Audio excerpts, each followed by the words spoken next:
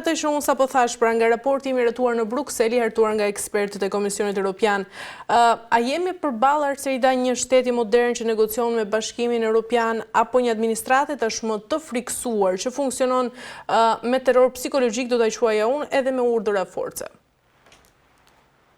Po, unë e pash pak pjesën e raportit edhe këto deklaratat e daljet publike dhe shkrimet e mediave për pjesën e raportit. Edhe ideja është që raporti presupozohet që është një survey, pra nuk është i vendosur si një raport zyrtar, po themi i bazuar në aki komunitar të Bashkimit Evropian. Por është një raport në formën e surveyt, në formën e intervistimit. Që është bërë për punonjësit dhe patjetër që brenda asaj, duke qenë se unë jam dhe pedagoge e metodave të kërkimit shkencor dhe të shkrimit akademik, metodat e kërkimit shkencor thonë në çdo survey dhe në çdo, po themi, form pyetësorësh, intervistimi etj. Duhet mbahet në konsiderat dy elementë. Subjektivizmi i personave të cilët përgjigjen dhe marzhi i gabimit, që do thotë çdo survey ka në vetvete, duhet konsiderohet subjektiv dhe i bazuar tek një marzh gabimi që është relativisht i konsiderueshëm. Dhe marrë konsiderat që ata persona të cilët janë intervistuar, që ma do mendja Bashkimi Evropian dhe Komisioni Evropian nuk ka intervistuar të gjithë administratët publike, por ka intervistuar një pjesë, pra që ndryshe quhet popullata dhe kampionimi. Dhe nga popullata ka marrë një kampionim që popullata është administrata publike, kampionimi është një target i saktuar i administratës publike që është marrë në pyetje.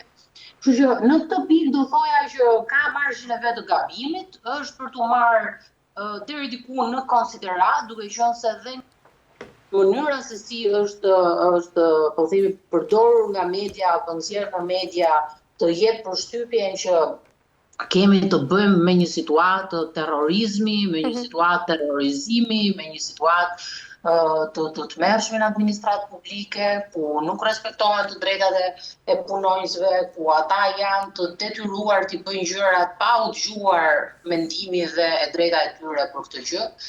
Por është subjektive dhe është për të konsideruar marzhi i gabimit në këtë pikë, duke qenë se unë jam një ish punonjëse administratës publike dhe nuk më duhet fare realiste të flasim për deri në këto terma. Patjetër që administrata publike ka shumë për të përmirësuar, për të modernizuar, për të digitalizuar, për shkuar në standardet e vendeve të Bashkimit Evropian. Nuk po flasim sot për një administratë publike që është tamam, po themi, në standardet e Bashkimit Evropian, sepse do ishim hipokrit asonim.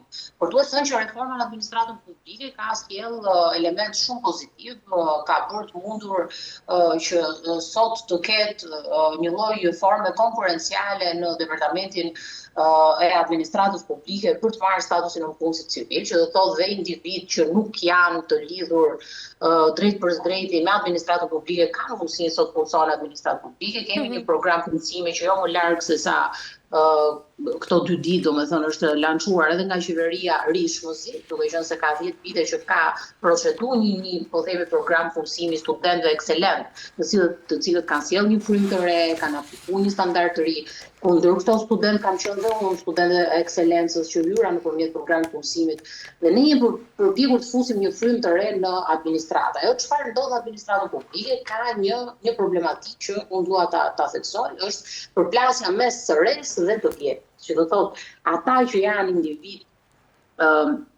në poste, po themi nga vite brenda administratës publike, kanë një tendencë për të bërë, po themi, rezistencë kur vjen puna tek aplikimi i të res.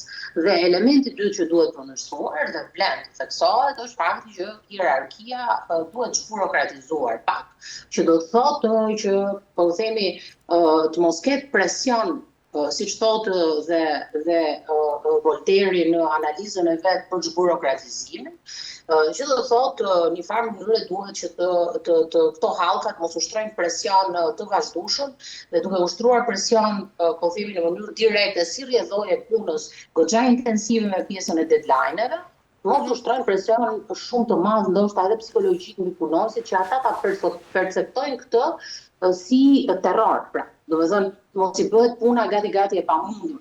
por dhe presioni më i madh që bie, patjetër bie mbi ata që kanë edhe punën ekzekutive, që janë në nivel specialistë dhe në nivel përgjegjësish. Kështu që në këtë pikë domethënë nuk duhet ta trajtojmë një çik më me ndjeshmëri dhe patjetër që raporti ka të dhënat e veta, jep qoftë anët pozitive dhe negative të mënyrës funksionalitetit të administratës publike, por mënyra se si interpretohet në media të jep përshtypjen jo po terror deri në vetvrasje etj. Kjo është absurde, domethënë ta themi, sepse ne e kemi të jetuar dhe nuk shkon deri në këto përmasa.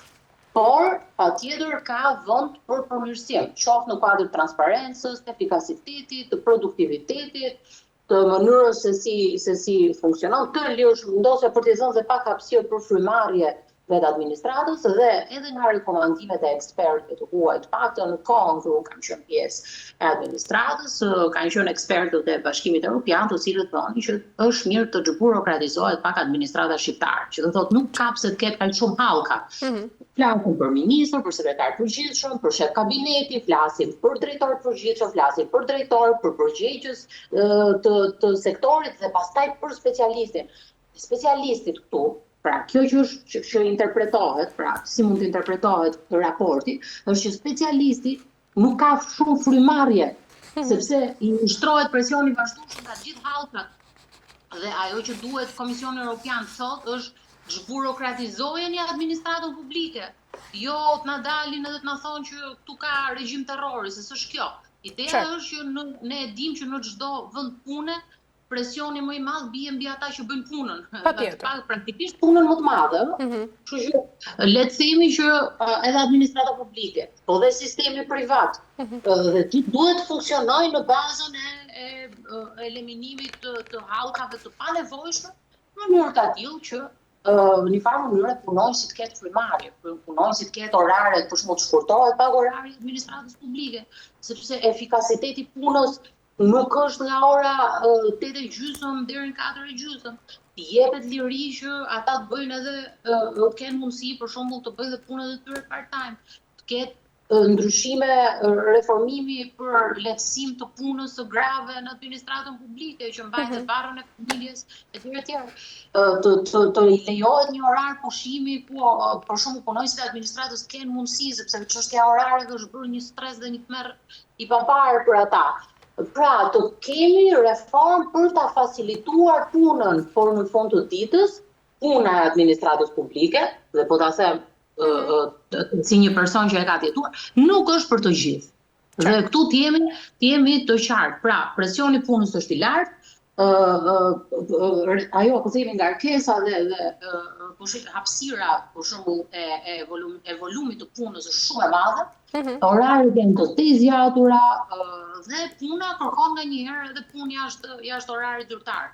Kështu që sepse ne kemi trajtuar gjithmonë administratën publike sikur është luks, po është administratë publike, por nuk është fare luks. Se ka një përgjegjësi të jashtëzakonshme, ka një ngarkesë shumë të madhe.